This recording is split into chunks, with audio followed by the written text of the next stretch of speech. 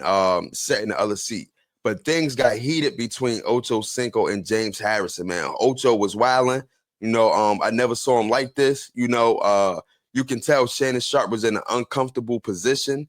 He was trying to play it off with laughs and stuff like that. Ochocinco was cursing and everything. Shannon Sharp was like, listen, y'all know, we got to get sponsors and stuff like that, but they were supposed to have a fight. I don't know when it is. It's an unofficial face-off, but they're supposed to be fighting Ochocinco and James Harrison. For those who don't know who James Harrison is, he's an ex-Steeler, big old dude, big old buff, swole dude. You know what I mean? Ochocinco, skinny. You know what I mean? He probably got mad in his strength. But Ochocinco had a couple of fights. You know what I mean? He definitely had a couple of boxing matches. And one of those he actually got put to the ground. You know what I mean? Got put to the ground. But he's a warrior though. And they was pretty much going back and forth. Ocho was like, he was pretty much hot. You know what I mean? He was hot. Everybody picking on his size. Everybody picking on the fact that he's, little, not in height, but, in stature and everything like that. He's little. So he pretty much was going off, cursing and everything. I didn't like to see that side of Ocho. I wish he would have stayed more composed. James Harrison, he stayed composed throughout the whole thing, just laughing like a big old swole mountain. You know what I mean? Yeah, man, that was a good listen. You know what I mean? That was definitely a good listen, a good watch. You know what I mean? Go check it out on YouTube of the unofficial face-off between James Harrison and Ochocinco Johnson. I think everybody's pretty much down there in New Orleans for like Super Bowl week and stuff like that. Yeah. Some other breaking news, man. Myles Garrett has requested a trade from the Cleveland Browns, man. And a lot of people speculate him going to the Eagles. It is unsure. You know what I mean? But if he do come to Philly, like who you think we're going to give up on the defense side? You know what I mean? Yeah.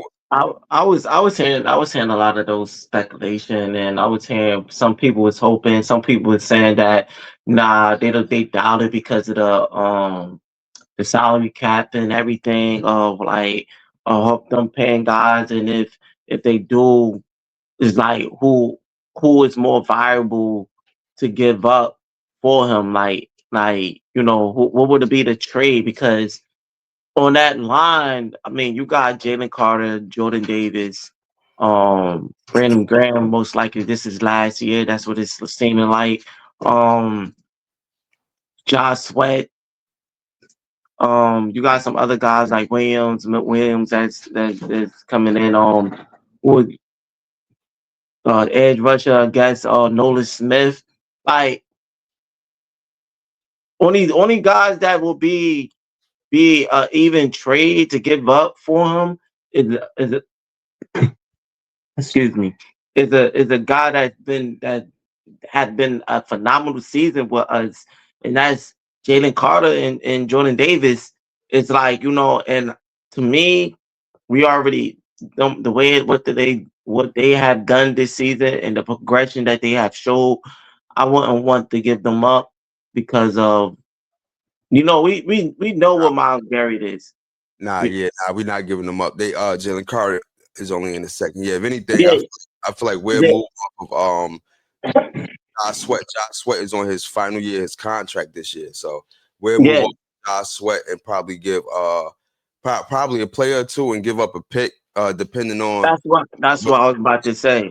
Honestly, I think we're good. If this is BG last year. This is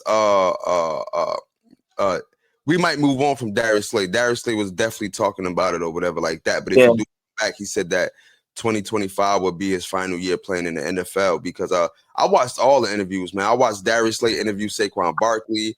I watched all three Jalen Hurts interviews. I watched Nick Sirianni interview. I watched Vic Fangio interview. I went back to a couple old interviews and stuff like that. So it was hard to try to watch Kellen Moore and Vic Fangio interview because it was loud. It was loud in their backyard because they was like in a like a I don't know, they was in a table, like in a like type of room or something. There was a lot of people, so I couldn't really necessarily hear the questions that much. But he was saying some good stuff, both of them though. Yeah. So yeah, if anything, like I said, and this is all hypothetical. This is all speculation, but if anything, we'll probably just give up a pick and Josh Sweat. We'll probably do like a swap like that. You know what I mean? Because I would take Myles Garrett over Josh Sweat any day. Yeah. Josh Sweat is still one of them ones, but he's not. You know, Myles Garrett is a lottery ticket, so I would take him over Hmm. any day. You know what I mean? Yeah, so that's that, man. You know what I mean? He actually requested a trade, and it's nothing in Cleveland, to be honest. You know what I mean? It's really nothing in Cleveland. You know, Deshaun Watson, you know, got his case. You know what I mean? He's injured and stuff like that. Who knows when he's coming back?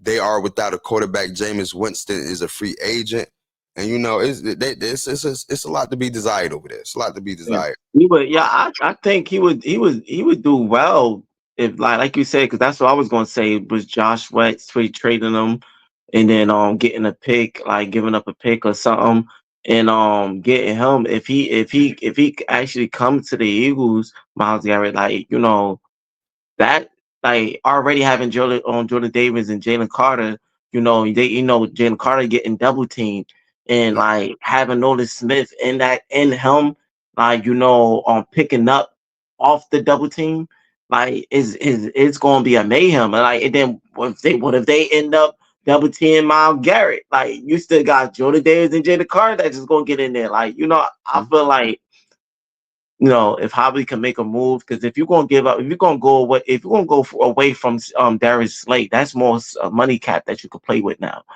You can move some boys up that you already got on that defense. That's some young guys that's making a name. You still got some guys that still need those type of reps for experience. That I believe that Vic Fangio will put them in the right place. You know, so you still got some guys. Isaiah Rogers, like I like him and I don't.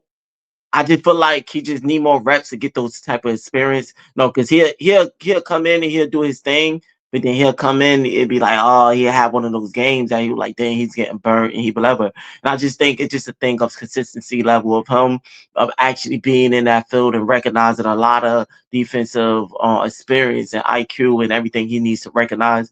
And I'm confident that Vic Fangio could develop him to get those type of experience. Like, so you would have